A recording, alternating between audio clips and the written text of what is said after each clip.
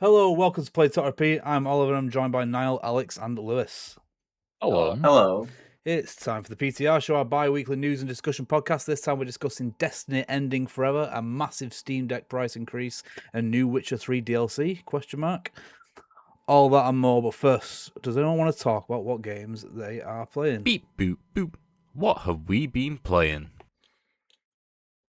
Well. No one talk all at once. It's all good. Niall normally just goes. I know, but he's got a new fucking jingle now, and it says you can't got go a new first jingle. anymore. We can't double the jingle, We? Right, I'll go first then. Go on. I have got addicted to a game called TCG Card Shop Simulator, Hell yeah. and I couldn't stop playing it for like these past 2 weeks, and I think I've got about 40 hours into it. Like it got bad. I originally was going to be like, oh, once I get all the upgrades, that's when I'll finish it. But I got to level 100, and it took ages to get from 95 to 100. And I have to get to level 115 to get the last upgrade. So I'm just counting level 100 as me beating it. So but you I beat it. Yeah, you guys put on the retired list. No. I set my own stipulations because there was no credits, and I was like, right, fuck it. Yeah. I'm sure, but maybe there's a credits thing on the menu. You could just press that if you wanted to. If you want to set your own stipulations. I don't think there is actually. Damn. But yeah, I really enjoyed it. I got quite lucky early on, and I got like a £13,000 card. So I just sold that and got a load of upgrades straight away, and then managed to build my shop up just using that one card. Yeah. But it got very, very addicting very quick. So I managed to get good use out of my Game Pass subscription for that. I gave it an 8.5 just because towards the end it just became a bit of a slog, and I was literally just going over to the next day, and then I'd just sit there and wait and just let everyone else do everything, and then I'd turn the lights on at 5 o'clock. That was literally all I did, and just pay the bills. The people come in with their binders and try and sell it to you, and you have they do actually. Ooh, that's cool. And you can do trades. They'll try and like sell you stuff, and they're like it'll show you the market price for it. It'll be like, oh, this one's worth £200, and then they're asking for like 350, and just like, yeah, no, and you just immediately decline it. But yeah, other than that, I actually finished Elementalis. Very, very good Zelda-like. The only problem I had with the game was the very end, which was the final boss, as you would call it, is just a gauntlet of all the other bosses, and I hate gauntlets in bosses. Is it hard? It's hard because it's long. Yeah. It's literally every final boss of every dungeon, which is quite hard anyway, but having to do them all one after another in a random order is quite annoying. So unless you go in with enough potions, then you just kind of thingy, unless you learn all the attack patterns and stuff.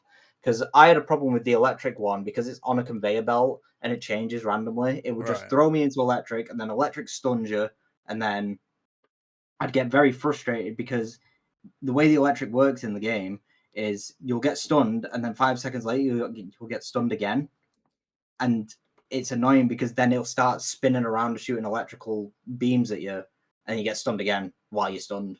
So it just ended up in a cycle. So I always hoped to get that one second just to get it out of the way, and then I could heal during like other thingy. But the whole point of the game was when it was like, oh yeah, you can combine the elements to do different things and stuff. But I didn't really find that a lot of them combined. Like obviously grass and water combined, because you could grow the plant to make it bigger, and then that would sap energy from thingy, and then water and electric combined. But I didn't find any of the other ones that combined really, which was a bit strange. I thought it would have done a bit more. But yeah, that was all right. I gave that one a 7 just because I felt like there could have been a lot more that I could have done with that game. Yeah. And then the last game that me and Lewis played was Lego Batman 3, and that game is god awful. We put in a cheat to skip all the cutscenes to like halfway through the game, because we were literally just like, we just need to get this game done. And it was like that bad. I mean, the fact that they put a cheat in the game and it's a hidden code that skips the cutscenes is honestly a bit weird, in my opinion. Yeah. I don't know why they don't give you the ability to skip it anyway. Like if I don't know. Either give you the ability to skip it anyway. Don't hide a code in your game. Because this code I didn't even know existed. I tried looking up cheats at the start and I didn't see it. And then I went online looking how do I skip cutscenes because I thought for PC maybe there'd be a mod or something. And someone just said, yeah, you have to put this cheat in, and I just let you skip everything. And I was like, why? They obviously must have known that people would want to skip it, but why hide it like that? It's just bizarre to me. Aren't the cheats in Lego games usually handled through red bricks? Normally. They're like separate really. Most of the cheats Lego games use red bricks, but these like separate cheats that can only be obtained through codes. There's like a handful of codes in those games that are things that you wouldn't be able to obtain in game. Like you have to enter the code to get it. But a lot of it's stupid stuff like Christmas giving hats. giving everyone Santa hats and stuff. Nothing wrong with that. Nothing wrong with Santa hats. There isn't. That was the best part of the game. Yeah. So Elementalis, it does. From what you said, it sounds a bit half baked for sure. I'm looking forward to playing it. Yeah, I think out of everyone, you would enjoy it the most because it's the most Zelda-like clone that I've seen. It's just I wish there was a bit more to it. Yeah. And you do love a 7 out of 10 as well. I do love a 7 out of 10. It is my favorite score. Lewis.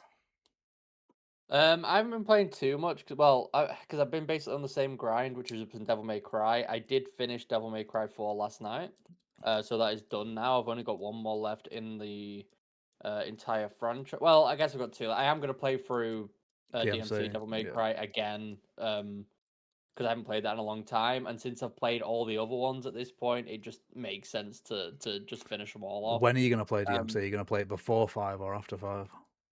I'll do it before 5 because I know gameplay wise 5 is going to be the best one.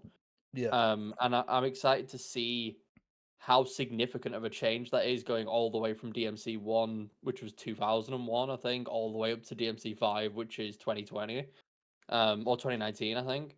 I'm excited to see the gameplay changes and just how much more modern it feels. I think I'm gonna really appreciate 5 for that reason. But I think getting DMC Devil May Cry out of the way first would make more sense because I just know DMC 5 is going to be better, and I think it's just really harder, isn't it? Yeah, and I think if I do it the other way around, it's not that I won't enjoy it, but I'll definitely notice that I'm playing a 360 game after playing a PS5 game, so or a PS4 game, I guess. But yeah, that's all I've been playing really. Outside of that, it's just been co-op and random stuff with Alex mostly. I am very excited to play James Bond though. I was gonna say very excited to play it today. It still hasn't come for me, so I don't know if I am gonna play it. I don't know if I am gonna play it today. When did the game actually release? So like yesterday. It said it came out yesterday, but on Steam it said it came out on Tuesday. So I'm thinking that it came out like midnight or something. There was early access, but my question is between today and what day is it today? I'll explain it. I know exactly what happened. It was meant to come out on Wednesday. It's Thursday today. The release date was Wednesday. Warner Brothers did a thing where if you pre-ordered the game and got the special edition, you got it 24 hours early access. So you could play it on Tuesday. Something went wrong with the distribution of the codes and the preloads, and as an apology, Warner Brothers changed it so just anyone who pre-ordered the game was allowed to play it 24 hours early. So if you pre-ordered the standard edition of the game, regardless of which version it was, you could play it on Tuesday because you got access to the 24-hour early access. Right. So why haven't you got it today? Because I was waiting for reviews. The reviews didn't come out until Tuesday. So the reviews came out on Tuesday. The review said it was good. I ordered it on Tuesday. It didn't come on Wednesday because by the time I ordered it on Tuesday, it was too late in the day for next day delivery. So it was like, right, it'll come on Thursday. It's Thursday and it's not here. Yeah. So that's it, really. It's just you do get late deliveries though, like you did with your Mono. You do get late deliveries. No, I do. It does happen, but Royal Mail is I don't know. Royal Mail is shit. Fuck Royal Mail. But sometimes they just straight up just don't deliver. Like sometimes they just won't come at all. It's not even a thing of like sometimes they come early, sometimes they come late. That is true, but there is also many instances where they just don't turn up. So I might be playing James Bond today. I am very excited for James Bond. Everyone's been saying it's amazing. I know you two, Niall and Oliver, you've both said It's really good so far. It is good so far. We're Yeah. a bit early. We'll do like a little first impressions type thing, but Yeah. we are both very early in the game. Yeah. Same point. Right, I'll go next. Unless you got more, Lewis. No, it's just that mainly. Cool. Right, so I've completed two. Well, it's completed more than two, but I've completed two big games since the last PTR show. Forza Horizon 6 and Lego Batman Legacy of the Dark Knight. I'm not going to do a mini review of Forza Horizon 6 because there's not really much I can say about it. It's very much like Forza Horizon 4 and 5. They haven't really added much. They've just put it in a new, bigger, better map. Japan's really fun. The only issue I've had with it, and that's been today while I've been finishing it, is that it's a lot more grindy than the last two in terms of like a completion criteria. You've got to. I said earlier you need to 3-star all the races, which is true. You need those points, and you need to at least complete all of the the speed traps, speed zones, all that kind of stuff, drift zones. You need a hell of a lot of points in order to get your final wristband, which was not the case previously. You could have just done the races previously, so it got very grindy. I had to go through and do every single speed trap and all that kind of stuff today. But yeah, Lego Batman. So, got my notes up. There is a lot to love about Lego Batman Legacy of the Dark Knight. Graphically, they've reached the point now where it's just like watching like the Lego movie or Lego Batman movie, where you see all the little details on each Lego piece, and it looks really great. I love the way the game is set out. Each chapter is like seemingly focused on a single era of Batman. So, for example, like you'll start off with like the Tim Burton Batman, and then you'll move on to like the Batman Forever, and then you got the Dark Knight and the animated series. Each like chapter has its own kind of like theme, and with like suits and Batmobiles to match. That's really good. Story is fun if a little unfocused, but they cast Matt Berry as Bane, and genuinely is possibly the best casting in any video game ever made. It is fucking hilarious because they just let him fully be Matt Berry with it. Oh, that's exciting. Yeah. Sounds incredible. Combat is fun at first. It's a very simplified version of Arkham Combat, but it starts to get a bit tedious towards the end. And the closer towards the end of the game you are, obviously, the more combat there is. So it's just kind of like a self-fulfilling prophecy, and it just gets worse as time goes on. And you like every time you comes up to a combat encounter, you're like, well, I don't really want to do this anymore. It's quite boring. Driving the Batmobile and gliding around the city is fun. But the issue with making this a Lego Arkham game, essentially, is that people are going to draw comparisons between the two. And the gliding and driving just feels clunky in comparison. It's a Lego game, you'd expect it to, but the thing is, they've made it like that, so you're going to compare it. And it is quite clunky. And finally, I'm not a huge fan of the switch from unlocking characters to only having a handful available. I think it's like 8, 7 maybe. I miss being able to play as random characters in missions. Like completing a level as Condiment King would have been amazing, but you can't do that. You've got your Batman, you got your Nightwing, you got your Robin, you've got Batgirl, Jim Gordon. It's just your basic characters. Right. I'm not a massive fan of that. I like because there are like 300 characters in Lego games. You can play as anyone basically from a franchise, and that's just more fun in my opinion. And I gave it a 7 out of 10. I gave it's good. I gave Forza a 9 out of 10. So it's been a good couple of weeks. That is it from me, I believe. Niall. Hello. It's time for the jingle. Shut up, you didgeridongus. It's time for Niall's Indie Game Corner. God, that really just maxes out the audio levels. The thing is, I'm pretty sure you can set the volume. I'm pretty sure you just set it at max. It's not that loud for me. No, it's loud. So I've actually this should be more so a Niall's retro game con. Like I've actually only got one indie game to talk about. So quickly on the indie game, it's Pin Keep. It's an interesting game. It's a tower defense game, but also on a pinball machine. Ooh. So you have a ball which you fire at enemies, but then you can keep that ball going by using the what they call the bumpers at the bottom. You can flip it up. You can. That's very loud. You can hit enemies. You can hit enemies, you can hit your own fortresses, you can hit trees to get wood, you can sell that wood at shops to get gold. Everything you do, you have to hit things with the ball in order to do it. And yeah, it looks like there's a deck building element. It's not really. The cards just are your way to build stuff. Yeah, it was a bit of fun when I played a demo. I can't see it really. It felt a bit clunky. Like it didn't feel like really nice. Because that's the thing with pinball anyway. Like you remember like what Pinball Wiz, is that what it's called? Pinball Wizard. Is that what it was called? The old Microsoft game? Oh, I know you. I like the space. I know what you're on about. Space. Yeah. So like the thing is with like games like that is that there's a lot of obstacles, there's a lot of bumpers, there's a lot of walls which make you feel good because there's only really like 3 or 4 targets to hit, and with muscle memory you build that up. But with all the targets of pin keep being completely based off where you place them, and there being so much open space, it's actually just really difficult to hit anything. But if you like pinball, you like tower defense, then I guess that might be for you. Yeah. But in terms of retro games, so I saw a TikTok of a guy, and he really wanted to find Lucky Luke, and I'd never heard of Lucky Luke before. And for some reason, just his pursuit to find Lucky Luke made me want to see what it is and play it. It is a 2D, pretty much 2D side-scrolling shooter, like a run and gun game. From the PS1 era, you play as a cowboy, who I assume is called Lucky Luke. You can shoot things dead on, but the main interesting thing is that you can shoot a lot of different things to ricochet your bullets off other things to hit people or to do different things. So if there's like a U-bend pipe, you can shoot your bullet in the bottom of that and it'll come out at the top of it. If there's a pan on the floor, you can shoot that and it'll ricochet and hit someone.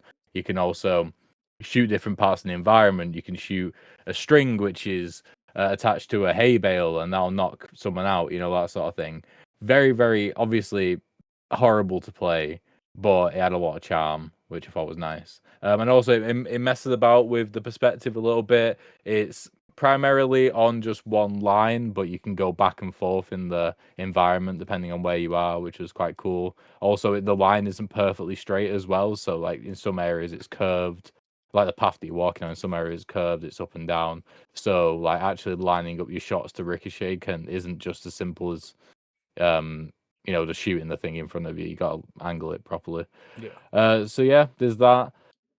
Also been playing a game which I heard about recently, and it is incredible, called Go Go Beckham Soccer Island Adventure. This is a for the GBA.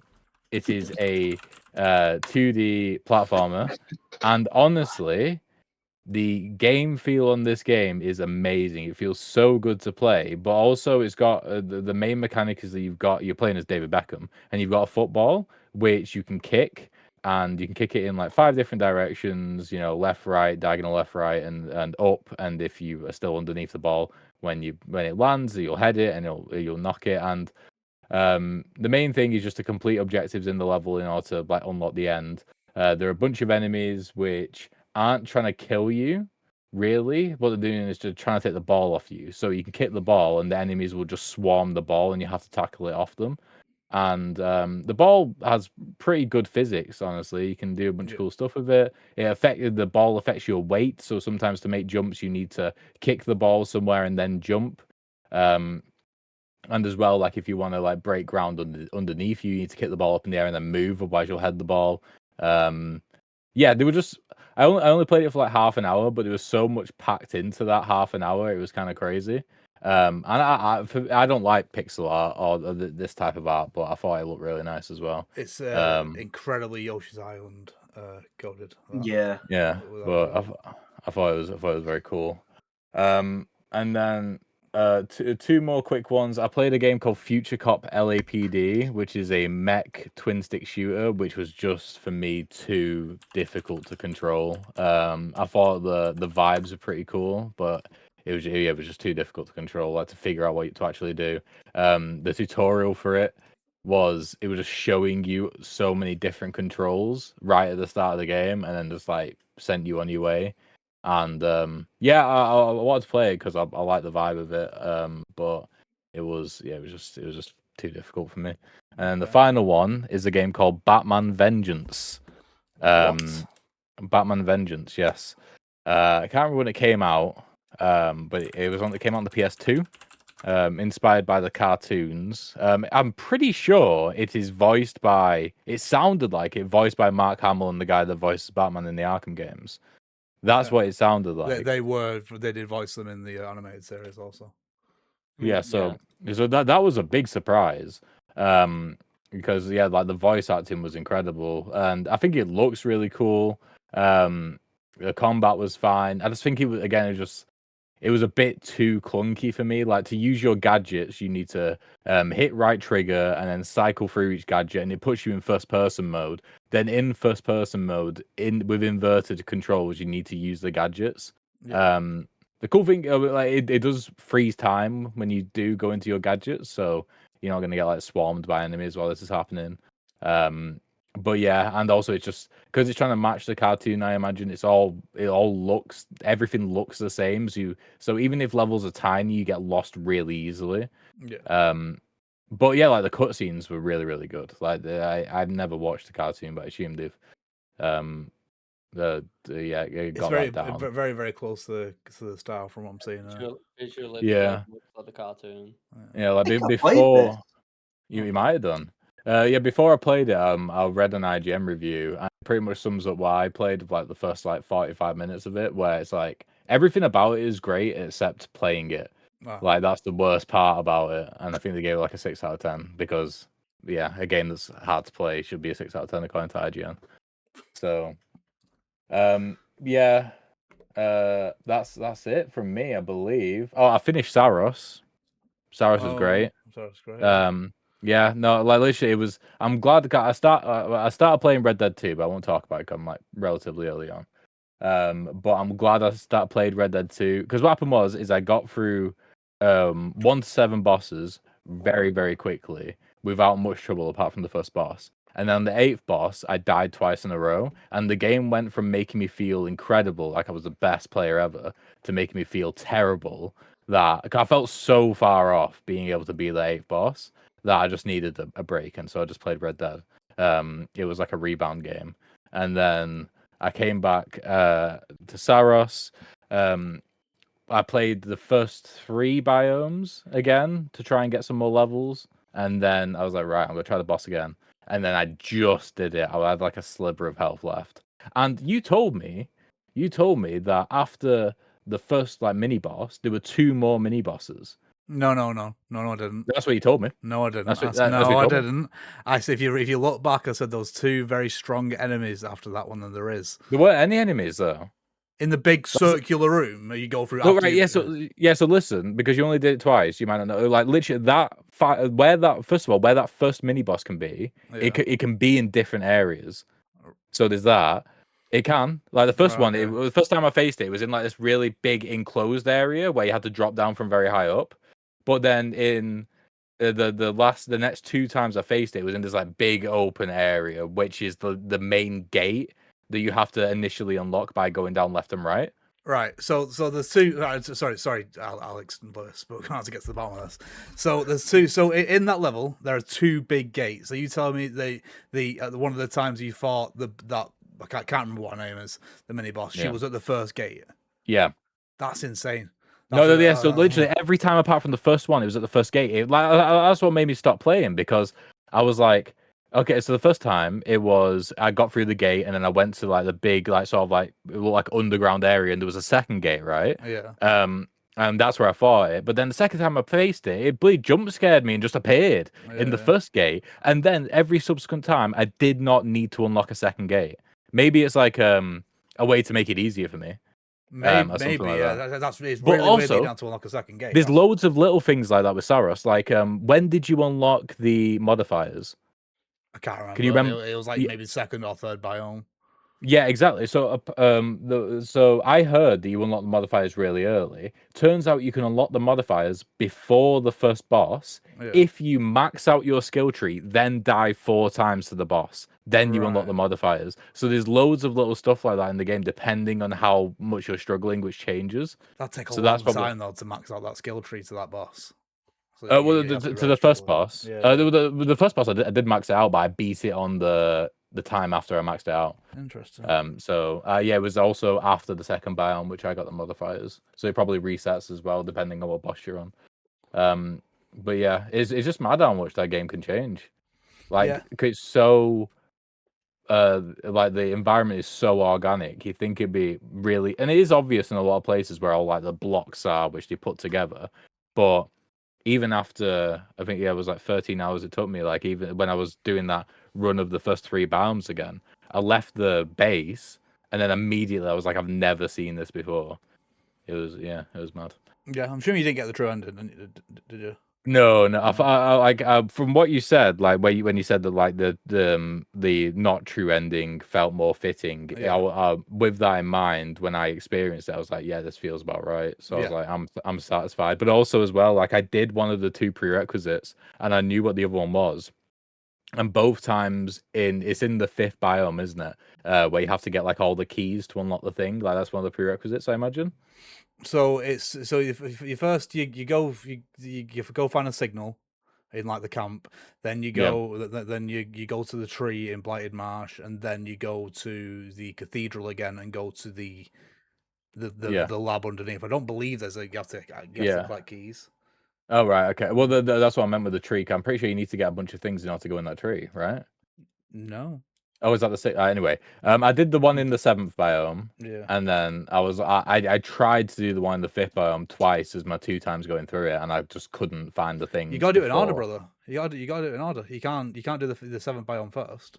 I did the 7th biome. Well, no, I didn't do the 7th biome first. I did the thing that you need to do, like the science lab underneath first. But that wouldn't make. Again, unless I had the cutscene. I had the cutscene, and I was like, "Oh, there's probably like a couple other cutscenes which I haven't seen yet." That's really fucking strange, man. Right, we'll get into this later because this is mad boring. But we'll get into this because every single like instant, because I had to look at a guide to do that because I wasn't aware of exactly where to go. So there is an order you have to do it in. Anyway. Okay. Very, very quick first impressions of 007 First Light because we spent way too long on Saros. Yes. I'll go first. I don't mind the James Bond movies. I think they're all right. I thought both me and Oliver have only played the first 2 levels. Yeah. The first level is you are basically the weakest you will ever be as James Bond. Something happens right at the start of the game. You're very weak. You can barely do anything. A lot of actions are locked. Even stuff like jumping is locked at the beginning of the game. Yeah. And that whole first area, it does a good job of showcasing who the character is, like what he's about, as well as a side character as well. But the main thing is what it does is it sets the tone and the scene and like where the character is in his life for the second level, which is the tutorial level. And the reason why I said I like the game is because that second level is the best tutorial level I've ever played by far. Legit. It is. I'm not going to spoil anything too much. It puts you in a 15 to 20 minute action movie training montage, and you feel like you are in it. It teaches you so many things so quickly, and unlike most tutorials where you feel like you know nothing and then you know something, you know enough to have like the groundwork, it makes you feel like you know nothing to you are James Bond by the end of it. Yeah. You feel so much better, and it makes that first level even better where you can barely do anything. It's like, oh, I was like that an hour ago, and now look at me. I feel like I have like complete understanding of how to operate this character. It's so high quality as well. All the cutscenes are great. The voice acting is great. The story is set up really well. Really love all the characters been introduced to. Graphics are great. The opening intro as well. With Lana Del Rey. That was so good. I was just sat in awe. Yeah. Meg tried speaking to me, and I was like, Meg, Lauren was speaking to me throughout that entire intro, and was like, just let me experience this. Yeah, no, it's something to experience, and that's the thing. Like, it feels like with a lot of AAA games nowadays, you either get an experience which is like nothing other, or you get gameplay which is like nothing. Like with Saros, it was the gameplay, and obviously with terrible games like Final Fantasy VII, it's the experience, but then terrible gameplay. But with Bond, it feels like you have both, and so I'm very, very excited to keep playing it. Yeah, like I can't say much more than Niall's already said. Like I said, that tutorial is the best tutorial. It is amazing. How quickly you learn everything, but then it's not too much information either, because the way it's presented is so good. And I just one additional thing: the fact that they made this so it is at the start of James Bond's career, genuinely a touch of genius. Legit, because you are learning along with James and the guy who's playing. I don't know who's playing James Bond. I can't remember, but he's doing a fucking cracking job. Patrick Gibson, I believe, is his name. Patrick Gibson, legitimately. He is James Bond. It makes me think that for the next actual James Bond that they cast, it should be a younger guy for sure. Yeah, because they've been going quite old the last few. They get a younger guy in. Yeah, they have said, they put out a tweet literally like a week ago that they're looking for James Bond now, and they're looking for a very young actor to play him. Well, yeah, Idris Elba, because he was rumored to be one of them ages and ages ago. I saw like an interview with him where he was basically saying, "Well, I've never been approached for it, but I have spoken about it, and they are going way younger than me." Yeah, it feels like it feels like sort of the same thing as John Krasinski with Mr. Fantastic. It feels like they're gonna nod to him, oh, this was like an old guy from the old 00 project, and and he's all mean. Yeah. But now you got this new guy, maybe. It'd make an excellent Bond villain, Idris. For sure. But yeah, that's you saying that about a young James Bond, this is the quickest as well. A game has sold me on a trilogy. I'd be down now. This has got to be a franchise. Legit. It could get worse. The game could get worse. This isn't a review for sure, but we'll see. Anyway, we're gonna move on. As far as first impressions, the game was given a good one. A very, very good one. We're gonna move on to the news. Out with the olds, in with the news. It's news time. All right, Niall. So we'll start off with CD Projekt Red announces third expansion to The Witcher 3 coming in 2027. Oof. Consider when was the last expansion? 2014, I think 2015. The game came out in 2015, so it's probably 2016 or 2017. So we're talking 10 years. Yeah, 10 years. Blood and Wine would have been 2017, then I'm pretty sure. Yeah, so that first of all, it's pretty crazy, such a long gap. It's been said that well, first of all, it's not created exactly entirely by CD Projekt Red. It's created in partnership with Fool's Theory, which is a veteran team which is comprised of Witcher 3 developers. So there's a separate development team, but they know the game very well. So it's not probably won't detract from Witcher 4 development or anything else they got going on. I'm pretty sure they're developing another Cyberpunk game. Which I'll be down for. But no, this is exciting. I haven't played the 2 DLCs, though I probably should do leading up to this and probably just replay The Witcher 3. I'm going to replay The Witcher 3 for sure. But yeah, so it said that this is going to be leading into The Witcher 4, so it's almost like it's like a prologue. I'm imagining it like it's a prologue, but attached to a game which people already have installed, and they'll get money for it, which is good. But yeah, if it's going to be anything like the other 2 DLCs, which are pretty much the perspective on them is that they are their own games in their own right with the amount of content, and that's pretty exciting as well. And also based off how they priced DLCs in the past, I mean that might change because obviously it's been a long time since they released DLC, but it might be something like 20 quid because that's what the other 2 DLCs were. So that's pretty cool as well. Yeah, it's very, very, very, very cool news. It's it's just good all around, isn't it? It's more Witcher while we're waiting for Witcher 4. It's really good for the studio, because they obviously, like I say, it's getting more money, and it'll just be good for the story overall. Because you play Ciri in the new one, right? Yeah. In 4. So it'll be a passing of the guard, I imagine, to Ciri. Yes. Is this probably is, because I can't think of many other games like this. Is this apart from MMOs, I guess, is this the longest the game has existed and then had a DLC? We looked at this yesterday. I can't remember it because I was very, very surprised that this was actually happening. I'd heard the rumors, but I never believed them for a second that they'd release something like this. We looked it up, and I believe the longest was 27 years. What game was that? I'm gonna have to 1 second. I'm scrolling. Because I know MMOs and stuff are last stages and they get big DLC packs and stuff. But game single player games. You and Alex share too many memes. It's making the scroll last too long. Oh no, sorry, not 27. It's 17. 17 years. What game was it? It was Castle Crashers. Oh wow! Yeah, so they in 2015. No, sorry, not 2025. They released a major expansion called Painter Boss Paradise. So that, according to Google AI overview, which could be talking out of its ass, that holds the record for the longest. Okay. Well, I mean, the longest gap's also Age of Empires 2, apparently. Had a Return to Rome expansion in 2023, and it was initially released in 1999. What else have we had? Why is AI telling me the opposite order then? Well, in terms of, I mean, because AI don't ogre is trust it. dog shit. That's why. Yeah, I'm trying to find other ones, but I can't find them right now. Borderlands had a 2 added DLC come out in 2019, which was 7 years later. Baldur's Gate had one come out 17 years after it came out. Yeah, so it's not unheard of. Apparently Quake, in a Quake Enhanced Edition, there was an expansion called Dimension of the Machine, and that's 25 years later. Damn. Yeah. So yeah, and to answer your question, Liz, no, it's not. Okay, thank you. But it can't. This can't be seen as bad news. You know what I mean? It's just it's just good shit. news. Like I say, as long as it's priced right, and I can't imagine them not pricing it right. I it mean, should be a good time.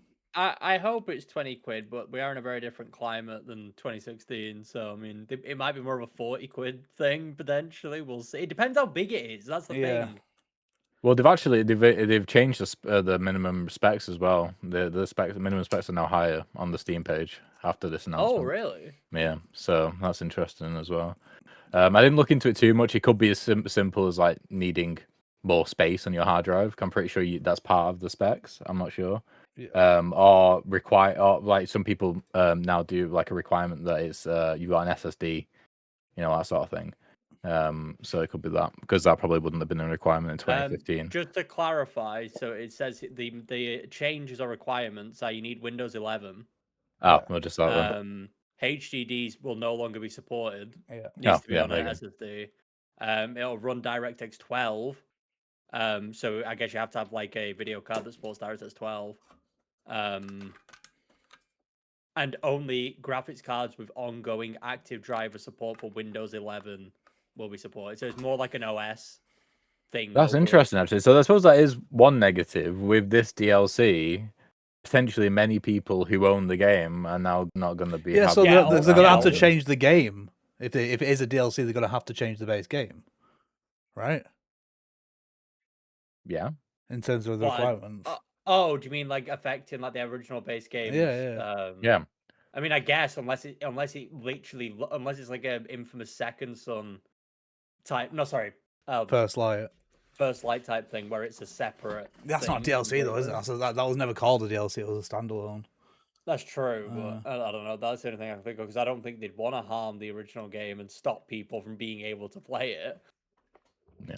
But speaking of harming the original game and people stop being able to play it, that's nothing to do with what I'm about to talk about, which is Destiny 2 to receive final major content update and then cease to be developed any further. This is very sad. I've been seeing a lot of TikToks and reels of people like genuinely grieving over this. Oh no, yeah, but I get it. General Grievous. genuinely grieving over this. So it's the moment of triumph is coming out June 9th, right? Yeah. June 9th, 2026. And that'll be the last content update for Destiny 2. So it very much seems as if Bungie are putting all of their eggs in the marathon basket for better or worse. Yeah, this was actually supposed to happen sooner. So because it got delayed to June because Marathon got delayed to March. It was actually supposed to come out in March, and it was originally called the Shadow and Order. I don't know whether Shadow and Order, the name change indicates maybe it wasn't initially going to be the last DLC, because Moment of Triumph does sound more final than Shadow and Order, I suppose. But yeah, so with this is a promise. They've been great. They've been great and promised Bungie that there's going to be loads of layoffs. Classic.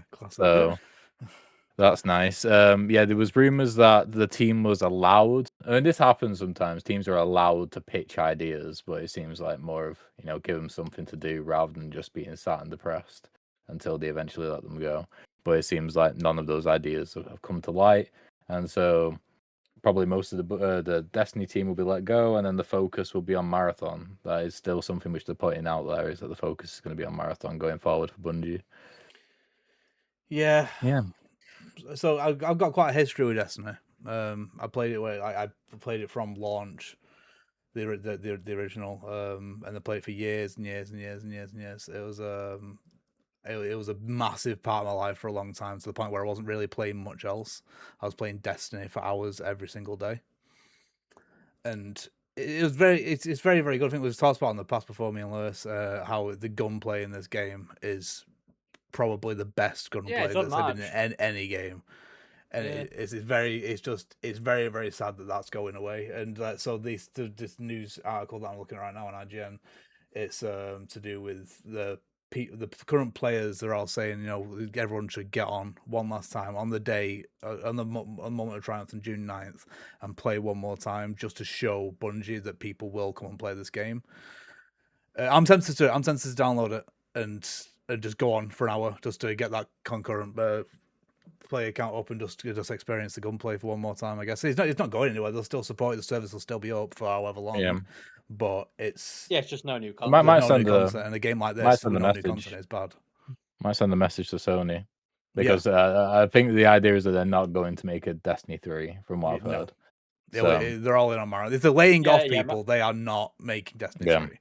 Yeah, Marathon is the game they care about right now. And like Oliver said, whether that's better or for worse, like we'll have to wait and see. I personally don't think it's a good idea to just basically commit only to Marathon. But the Sony execs, or just maybe someone at Bungie, clearly isn't bothered about Destiny anymore. It's just an IP or a franchise, so it is going. But no, this is probably, for me personally, this is probably the saddest gaming news I've ever had or ever lived through. It's not good. No, like I haven't played Destiny properly for a couple years at this point, but like I've got thousands of hours in Destiny, like quite literally thousands. Yeah, it is my most played game by far, and I don't think any game will ever outpace it in terms of just the sheer amount of hours. And I just think they have something really special with Destiny, especially with the rocky start that Destiny 2 had, where they almost killed the game literally a month after it came out. They were like weeks from shutting the game down and it being gone. And to bring it back in such a successful way and for it to go on as long as it did was honestly incredible. And it was honestly deserved as well, because it truly is. I don't even know if I want to say a one-of-a-kind experience, but it just kind of is. We just don't have a game we don't have an MMO to this scale that's an FPS that's this polished, that's spanned across this amount of time. Like, it's just, I don't think it's something we're really ever going to get again. No. Especially since the interest for the company that make it seems to have just completely dwindled and just gone. And I don't know, just losing something like this is this significant to gaming in general is just it's just a big deal. It's just very important, and it going away is genuinely very, very sad. Well, I think the overall interest in live service games is dwindling, to be honest with you, and that might be what contributed to it. But it did such a big thing in the fact that I said the other day, it brought like MMO style raids to a console audience, which is crazy. That's never been done before. I don't think it's been done since, really, not in the same way. No, it hasn't. No. And I don't. And if live service continues to dwindle and people move back towards like single player experiences, we're probably never going to see it again. Like, the only other MMO FPS I can think of, and to be honest, this game impresses me that it still exists because it's been going on for longer than Destiny, I think, is Warframe. Oh, Warframe. Warframe is a unit of a game that still has so many players and still gets content. But you never hear anything about it, though, do you? It just kind of sits there. No, but the game's massive, though. It's weird. I have played it. I have nothing against Warframe. I tried playing it. It's a bit too grindy for me because it's a free-to-play game. Yeah. So it's incredibly grindy to get anything done. But design-wise and gameplay-wise, it is actually relatively fun. And I mean, fair play to that game for still being supported and still going strong. But yeah, outside of those two, like Destiny and Warframe, I don't really know of many other MMO FPSs. So losing one is very significant because we're basically going from 2 to 1. Yeah. But yeah, I don't know. It's just really sad. Like it hit me quite hard when that news dropped when Bungie tweeted that. Because one of those things that kind of, I don't want to say I saw it coming, but I knew it was going to happen at some point, especially with the Yeah, way Destiny was going. it's been on its ass for a while, but that's no one but Yeah. Bungie's fault, right? Or Sony or whoever is making the Yeah. decisions. But the game itself, yeah, is I still think they could have handled the shutting down a bit better. I think Yeah. they could have done it a bit more gradually. They could have said, "We've got one more content update coming out. We're going to support the game through and through for a couple months after this drops," and then be like, "Then after these months, we're going to dwindle, like slow down on the content updates and sort of like let it just peacefully go away, as opposed to just saying." Here is the final content update on this day, and then we're just fucking done. It's just gone. Like we're just not touched it anymore. I just feel like there may have been better ways of like letting it die in peace, I guess. But I guess they just wanted it just done. I guess they just wanted it done and gone. Yeah. So they can just focus on a marathon now. Which again, Speaking of done and gone, done and done, done and gone. done. It's segueing. Go on. Segue. Steam Deck price increases announced by Valve. Oh yeah, that's so over. yeah, the headline here is that the 512 gigabyte OLED Steam Deck was previously $549. Now it's $789. The 1 terabyte OLED was $649, and now it's $949. Just to put this into more perspective, the Steam Deck which I purchased initially when it was launched was a 64 gigabyte LCD, which cost only $279. Yeah. And now the cheapest one to get is $789, which is quite the increase. And just to put this wildly into unsustainable. Well, just put this into another comparison. When we said that the Xbox ROG Ally X was too expensive, it is now for the same specs, well, the same like 1 terabyte. It will now be cheaper than the Steam Deck, and it is more powerful. Yeah, that's the thing. It's gonna be that for now. Well, yeah, for now. But like, it was something to think about here is that probably the price increase didn't happen initially because Valve had a backlog of Steam Decks which they were selling through, and then maybe when they manufactured at the same time as the ROG Ally X, they were like, right, we need to increase this prices because now like both companies are paying the same amount for the same things in order to make the same thing. So there we go. It's one of the major things with the Steam Deck, which even if it had slightly better, well, the thing is, a Steam Deck 2 being that price, it wouldn't have shocked me, especially compared to the ROG Ally. Like that piece of kit, the specs on the ROG Ally are actually very impressive, and the price honestly reflects that quite well. I don't think the ROG Ally price is insane for what it's giving. The fact that the Steam Deck from 2022? Did it come out? A while ago. Yeah. The hardware on it is not particularly great anymore. It works, it does the job. For the average person who wants a portable PC that can play games, it will work. But newer games especially is really, really, really struggling now. And the compatibility with a lot of stuff just isn't there. So that being the same price as a ROG Ally, which a ROG Ally genuinely is probably 2 to 3 times more powerful than the Steam Deck, like genuinely. The Steam Deck now costing that is just kind of absurd to me. Like, it's not worth the price. I have openly said multiple times that the Steam Deck is worth the price at where it currently was. Where it was, yeah. Where it is now, I could not tell anyone or recommend anyone to purchase a Steam Deck in 2026. It's not worth it. You're not getting enough out of that price tag to warrant buying it. You'd either buy a ROG Ally at that point, as if it hasn't gone up in price yet anyway, or you just buy like a Switch or something, which is legit, a Switch 2, which is legit cheaper and will have more support because it does have like AI upscaling tech and stuff and just will allow you to play games at a much more comfortable rate than the Steam Deck would. I genuinely don't have any arguments in me for paying 700 quid for a Steam Deck in 2026. And if the Steam Deck is costing that much, the Steam Deck from 2022 is costing 700 quid. The Steam machine God knows.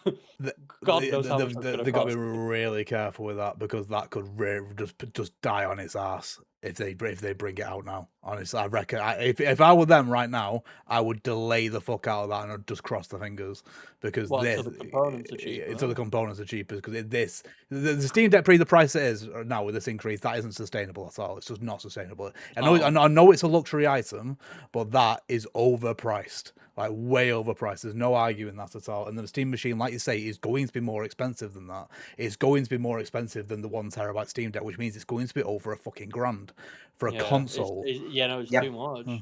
It's just it's too much. It's unsustainable, and it like they did such a good thing when they announced the Steam Machine. Like genuinely, I'm very excited about it. The VR headset is supposed to be coming as well, but right now is not the time to be releasing anything. No. AI needs to just calm down. Like I said, the RAM prices are going down anyway. You know what I mean? So let's just wait.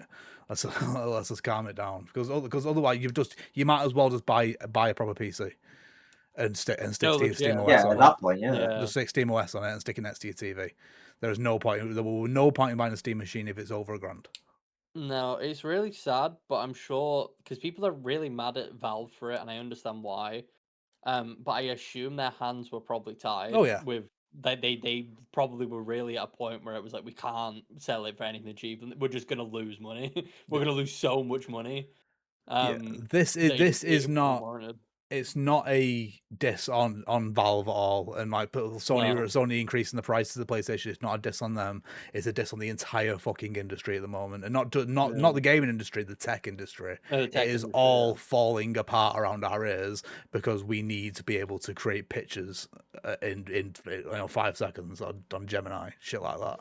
It doesn't need it. It's very much luxury gone way beyond what we actually need, and it is rinsing all the actual creative industries out there. Yeah, it's fucked. It's really, really sad. I don't like how gaming has become such a luxury in recent years. But it should because it's the biggest market. It's the biggest media market at the moment, and it shouldn't get if people start getting priced out, then it's going to crash again, and we really don't want it to crash because then 20 years before it gets fucking reignited again with not silly people at the helm. Yeah, all I can recommend is that anyone wants a Steam Deck now, buy one, because I don't think the prices have gone into effect yet. They have sold out though. And even if they have, I think the second-hand market for them is still relatively cheap. So if you want one, I would suggest getting one pretty much ASAP, because your chance on opportunity to get one for a reasonable price is going to be gone in the next couple of weeks, probably.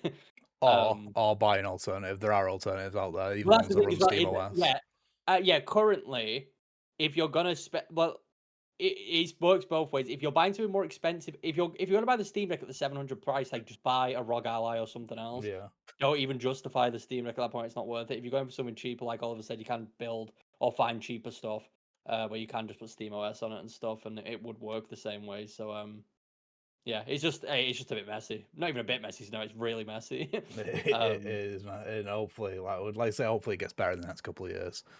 Yeah, I'm just kind of happy I've got all of this shit now. Like my PlayStation before I went up in price, my Steam Deck before I went up in price, all of this stuff. My computer before I went up in price. It's nearly new console time, fellas. So oh yeah, fuck that. I literally don't even want a PS6. I genuinely don't care at this point. I don't. Hopefully they'll just keep releasing games on the PS5. You know what I mean? I'll just continue to buy them on those until it becomes less silly. Anyway, we'll move on from the news. We haven't got anything breaking, have we? I don't believe. I'll just double check. The whole of the reviews came out. That's reviewing very well. Yeah, it got 92 on OpenCritic. Yeah. Well, we'll wait and see. The PTR review has not come out yet. The PTR review has not come out. I'll be playing. So as of recording, it comes out tomorrow, and I will be playing it immediately. I backed it. I'll probably be playing it as well. Ooh, bloody hell! This guy backs everything. He does back everything. No, it wasn't. I backed everything nowadays. It was back in the day, and they're all coming out now. Yeah, well, I had that exact same issue. I went through a stage, but it was with board games with me. I started backing board games all the time, and it got to the point where it was 2 years later, and something had come up in the post, and it's like, oh shit, what's this? and I've got games that are still sat in the cellophane back then because I was interested in it 2 years ago, but not quite now. Yeah. Anyway, now that's what happened with Elementalist. I completely forgot about it, and then I got an email. It's like, oh yeah, pick your thingy. Here's your code. I was like, wait, what? Mad. Niall, right? We're not got a big cheese today. We've got a game. Niall's got a game for us. Yeah, so we do Final Fantasy Crake, just regular Fantasy Crake, the first one, in fact. Yeah, so what that entails is that we pick games, and then based off their review score, we get points. This one is we're doing a bit differently for basically what is E3, because everyone apart from Nintendo is showing up with the games. Usually what we do is we do like a bingo card where we do predictions of what's going to be shown, and then whoever gets the bingo wins. This time we're using the format of the the Fantasy Critic website, and we are going to see who gets the most points from that. So we're going to go around one at a time with a prediction of what's going to be shown at either Summer Games Fest or the Xbox Showcase or the PlayStation Showcase. And we're going to be probably picking what we think is the most likely to happen for the 3 points, and then less likely for 2 points, and then less likely than that for 1 point. And whoever gets the most points at the end wins. We also have 2 cattle pick slots, so when everyone's picked their 3-point games, everyone will be forced to pick one of those picks. And if that is also true, then they get minus points for that. We will not be picking. Explain very well. We will not be picking anything that we know is being shown. So no Gears of War E-Day, please and thank you. Yeah. Yeah. Sounds good. Actually, I actually don't know what is being shown. So if I say something and it is and it isn't, then well, yeah, that's fine. Well, we will take it to the council. The only thing I know for sure that has been announced as being shown is Gears of War E-Day, because they're doing an entire presentation on it. Right. Okay. Wait. Oh, can I clarify for this? Is this just? So I know it's Summer Games Fest. I know it includes the Xbox thing. Whatever. Does this include the PlayStation Showcase, or is that separate? Yeah. So everything from everything from the state of play, because E3 used to be within 3 days. Now it's spread out over like 2 weeks. So from the state of play on Tuesday, from that onwards, we'll have an Xbox Showcase we know about. We got Summer Games Fest, and we will probably, it's not confirmed, we'll probably get a Nintendo Direct. So hopefully, yeah. So feel free to guess anything from any of those. Okay, sweet. All right. Are we doing a wheel, or are we just? Oh, Margaret's going first. Wheel. I'm spinning it. I already had it ready. It's Reggie. He's about to play Animal Crossing New Leaf on his Nintendo. On his Nintendo 3DS. It's me. Oh, of course it is. I'm first. Did you want proof? No. We're going to turn your monitor around. Yeah, I was just going to pick it up and just show it you. Right. I think that they're finally going to show Persona 4 Perona. Perona. Revival. Oh, I can't spell. But That's a 3-point prediction right there. Damn, 3 points. Are we spinning it again, or shall we just go? I'm spinning. Ludog. Oh, this is working out well. Final Fantasy 7. Ooh. Return, whatever it's going to be called, the third one. Yeah. I'm sure that actually got a name years and years ago when they announced all 3 together, but I can't remember what it was called. No, I don't think it did. People think it's going to be called Final Fantasy 7 Return, based on the naming schemes of the other 2. People think Return is the name of it, but we don't actually know yet. Could just be Final Fantasy 7 Re. Is anybody typing that? No. Okay, I'll do it. No.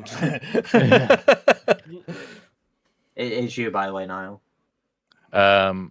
Before Niall speaks, are we doing the thing where it goes back and forth? The Abbott system. Oh, yeah. Cool. Good. Well, this is wishful thinking. Control Resonant. I'd be surprised if that wasn't. Yeah, you'll see. Right, okay, that's cool. Right, I'm gonna go. Right, I believe it is finally time for Judas. I am almost certain Judas is coming up. Judas. Yeah. Ken, what's his face? Levine. Ken Levine has been giving interviews recently. Quite a few. It's time. So Judas is going to be my number 1, and then quickly going into number 2. I think we are going to see more of Tomb Raider Catalyst. Well. All right. In 3 seconds, you'll be like, "What's that game?" What's that game? What's that game? Wait, I've heard of that game. Sure, you have. Yeah, here we go. Yeah, so a game. It was announced either at Game Awards. Oh Yeah, yes, I yeah. remember. So we this. haven't heard of it in a while. It looks really, really good. I think that did. they're going to show it off some more. And Yeah. then maybe This release. was an Xbox showcase, wasn't it? Yeah. Published by Xbox Game Studios, so it'll be. Yeah. Yeah, I remember thinking it looked very Bioshock Infinity. Yeah. Yeah. Yeah, Cool. that was a bang. That's a good one. Is Lewis's go? This is another 3-pointer, so I want something that people have been talking about heavily. I'm going to do like God of War game. God of War Faye. People have been saying they think I'll it's do going to it. happen. It's one of those things that apparently people know has been being worked on for ages, and based off just like reports and stuff this year, it's very close to being announced. So yeah, I'll say God of War Faye. I found the picture of the image with the Final Fantasy having all three names. I found the picture that I remember seeing, and it wasn't all three names. It was only the first two. Oh, they did. But I remember seeing, because I remember that graphic being shown in all three, and in my head they had the third one had a name. Right, you ready for this one? I'm ready. Oh, what? But there's no Nintendo. No, but there will be though. I'm almost certain of it. Right, okay. That's a risky one, but yeah. Before you do next one, we will now do counter picks for 3 points. Okay. So yeah, Alex, you go first on your. I just do my first counter pick. Yeah, but then you'll go back and do your 2-pointer. Yeah. FF7. Oh. I'm gonna get stuck with a stinker if I'm going last. Is it me? Yeah. Control Resonant. That's surely gonna get shown. Surely. Oh, I thought that's what the counter pick is. If they get shown, you get minus 3 points. It's a counter pick. Oh, we're trying. Oh, sorry. Oh, right. Okay, no, then that's not what I meant. Sorry. No, I thought. I said it with confidence because I thought it was if it appears, then I get they lose points because I essentially get the points, so they lose it. Sorry. No. Just think of it as the fantasy crate. Is that why you picked GTA 6 for the fantasy crate? Is that why? The Final Fantasy crate. Oh my god! Every time. That's just because I genuinely believed it wasn't going to come out. Please like to be shown here. Probably. I kind of want to do Ocarina of Time remake, but that just depends on if Nintendo do a fucking direct. Right. So I might help you out a little bit. So even if they do a direct, I don't think Ocarina of Time remake will be in it. Because it is. What, even though it's meant to come out this year. They will do another one in September. I'll drop Catalyst then. I'll do Tomb Raider Catalyst. All right. Okay. Fair enough. I gave him advice and he ignored it. No, you swayed me the other way. I just feel like it's too close. Like we're halfway through the year almost. Yeah, to be fair, they might do, but they seem to only be announcing shit three months. Like I said, it's more just dependent on if we do get a direct. That's the thing that I'm still uncertain of. Yeah. Right. I will do Oot remake for my counter pick. Okay, I'm gonna go for God of War Faye. There we go. You're not a believer? I'm not a believer at all. That is getting shown. Yeah, so both Lewis's have been counter picked. Yeah. So there we go. All right, Alex, your 2-pointer. Right. See, this is difficult now because I can't think of any games. Yeah, I've run out as well. I think I've got one more. Can DLC stuff count? Oh no, it might be. Yeah, sure, go for it. Yeah, I don't see why not. Resident Evil 9 DLC. What was going for? No. Astro Bot DLC. Really? Oh, there was an update on the game 2 days ago, and people are thinking that they might show DLC at this state. If they did a proper DLC pack for that was a massive chunk of levels, that'd be pretty good. I know what you're gonna pick now, though, Lewis. I just realized as soon as I thought that's what you were gonna do, but now I'm a believer in something else, and it might be silly because I think the Resi DLC is more obvious. I'm gonna say Code Veronica. They've got the remake ready and cooking. They're gonna show it. It's ready. It's ready to be shown to the world. Well.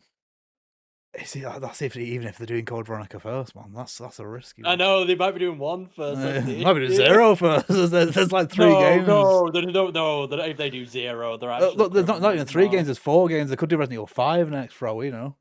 It's possible. I feel like one over Veronica makes more sense, and I feel like Veronica's the one that needs remaking the most. It's the one that's in most dire need of being remade. Are we allowing Fable? Yeah. Why would we not? Because of course it's going to be shown.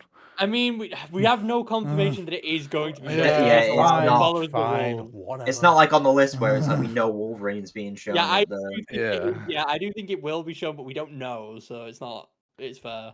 Right. Cool. Oh, I got 2 now. Yep. Right. Yeah. Well, they're both going to be Capcom. They're going to go for Resident Evil 9 DLC. And I think it's time for a new Devil May Cry. You know. Honestly, no, yeah, really good shout. It is a very, very good shout. I'm feeling They've it. teased it too much as well this year. There's been too many weird things, and with the anime also airing this time, it's really popular. Like they have to be doing something. They're reinvigorating these old franchises, like the new Mega Man game. They are definitely they're putting their money behind it. So it's coming.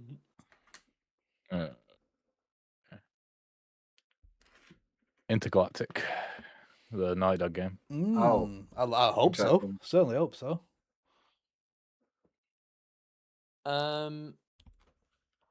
This could be really stupid, but it's possible. And I don't know if it's gonna be shown. I'm gonna say GTA 6. It will be. It'll get a trailer. That's a good shout. Oh, yeah. Trailer for GTA 6, maybe if Jeff secured the funds, maybe for it.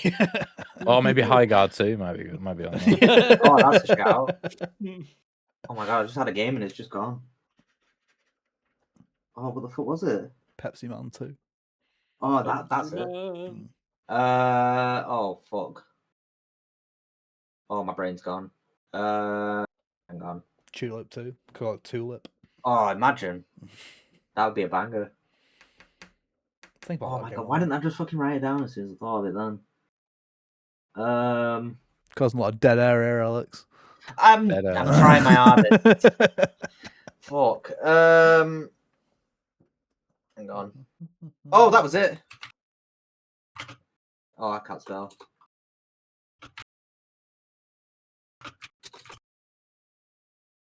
The Fire Emblem game. Anyone forgot his name? Fire Emblem, new one, I forgot his name. What's it called? I don't know. You're just going very hard on the Nintendo Direct actually showing anything. I don't know any other games, Lewis. I'm sorry. No, I don't blame you. I was gonna pull a really stupid one out just because I think it'd be funny if it did appear somehow. Because I don't think it exists anymore. I'm like confident it doesn't. Is it me? It's time for count picks. Oh, count picks first. Okay. You're first for count picks, Lewis. No, you're first. Yeah, you're first. You went last. Oh yeah, of course we do too. Of course.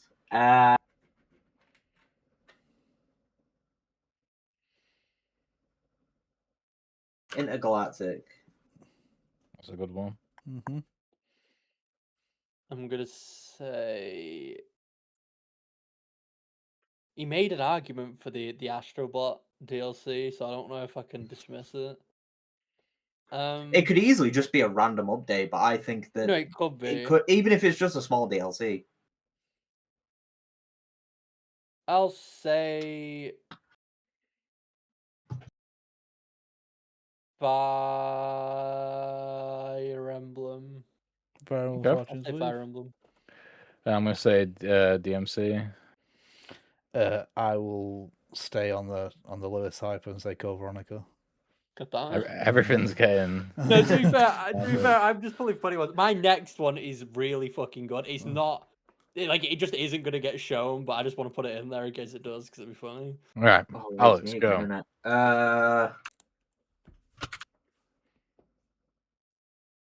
Rayman Legends remake. It's good one. That's a good one. That is a good one. Oh, you're a piece of shit. Yeah. That one's just basically a guaranteed show. Marvel 1943 Rise of Hydra. Oh, That game's dead. No, it's not real. That game doesn't exist. It's the most fake video game of all time. It isn't real, but it'd be funny if they do show it. So Knights of the Old Republic remake. That was that's a already, shout. yeah. Isn't No. that super early on still though? Don't know. Like You in might have to card development? pick. Oh, you can't card pick, no. Alright, go on, Oliver. Right. I realised I made a mistake earlier with Tomb Raider. I picked the wrong one. So I'm going to pick the other one as well and hedge my bets. Tomb Raider Legacy of Atlantis. Legacy of Atlantis because is the remake. making multiple, aren't they? Legacy of Atlantis is a remake. Catalyst is the new one. I now don't think we're going to see Catalyst, but we'll see. Is Catalyst like the brand new one? Yeah, that's 2027, so it could still be shown. Possible. Yeah. I'm gonna go for Silent Hill Townfall. Oh, Silent Hill. Yeah, that's a shout. That's all Capcom. That's Capcom, isn't it? Silent Hill. Yes. Yes. No, it's Konami, isn't it? Yeah, Resident Evil's Capcom, Silent Hill's Konami. Yeah. You know what, I'm gonna be a bit crazy.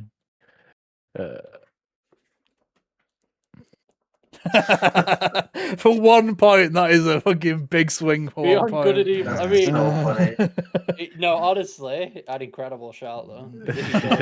It'll feel so vindicated. All this time. Is it me? Yeah. Yes. Yeah. Monster Hunter Wilds DLC. It hasn't had its first significant expansion yet, so Cool. Monster Hunter Wilds. Oh god. I'll just do Forza Horizon 6 DLC. There we go. Careful. So those are the predictions. Banging. So yeah, Oliver's got Judas, Tomb Raider, Catalyst, and Legacy Atlantis, Silent Hill Townfall, DMC 6, and Resident Evil 9. I've got Control Resonant, Clockwork Revolution, Fable Intergalactic, Knights of the Old Republic remake, Beyond Good and Evil 2. Lewis has got Resident Evil 7 God of War, Faye, Code Veronica, GTA 6, Marvel 1943, Monster Hunter Wilds. And Alex is banking on the Nintendo Direct, with Persona 4 Arrival, Ocarina of Time Persona 4 will be remake. Xbox. No, but it was the top of the list. It was the top of I was reading it top down. All right. Ocarina of Time remake, Astrobot DLC, Fire Emblem Fortune's Wave, Rayman Legends 6. So there we go. Cool. I think I'm predicted to win. No, I don't think that's the case. I mean, you say that about everything. I think Niall has the most reasonable, like, direct style games. Like, if we're talking total, like, insane bangers, there's probably like 5 or 6, and we usually only get 1. So, like, someone's definitely getting fucked. Honestly, I think it's me. Final Fantasy 7, and God of War Faye in the same show. But I think Niall's got the most like consistently average showings for the most part, so I think his might win probably. Yeah, Control Resonant and Fable are just really safe bets.